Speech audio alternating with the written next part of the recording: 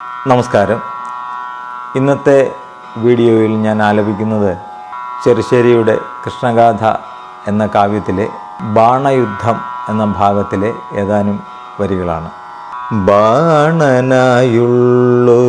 ദാനവൻ പണ്ടുതാൻ വാർത്തിങ്കൾ മൗലിയാം ദേവൻ തന്നെ സേവിച്ചു നിന്നു വരിച്ചു തൻ മന്ദിരം കേവലം കാക്കുമാറാക്കിക്കൊണ്ടാൻ ഒട്ടുനാളിങ്ങനെ ചെന്നൊരു കാലത്തു ദൃഷ്ടനായി നിന്നു തിമിർത്തു ചൊന്നാൻ ആഹവമില്ലാഞ്ഞിട്ടാനന്ദമുള്ളിൽ ഇല്ലാരെയും കണ്ടതുമില്ലയെങ്ങും ദിഗ്ഗജമെല്ലാമേ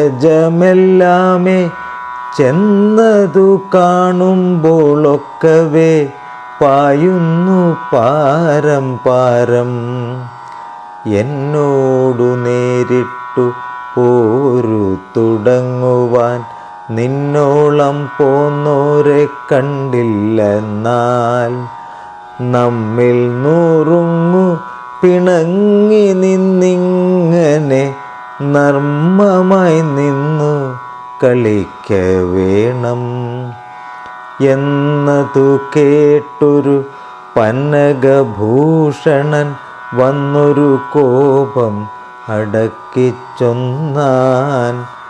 നിന്നുടെ കേതു മുറിഞ്ഞങ്ങു വീഴുന്നാൾ എന്നോടു നേരായ വീരൻ വന്ന് നിന്നോടു നേരിട്ടു നിന്നെയും വെന്നിടും എന്നതു നീ ഇന്നു തേറിനാലും എന്നതു കേട്ടൊരു മന്നവൻ തന്നുടെ മന്ദിരം പൂക്കതു പാർത്തു നിന്നാൻ ഉദ്ധതനായിട്ടു മേവുന്ന ബാണന്തൻ പുത്രിയായുള്ളൊരു കന്യകതാൻ നിദ്രയെ പൂണ്ടു കിടന്നൊരു നേരത്തു ഭദ്രനായുള്ള നിരുദ്ധനുമായി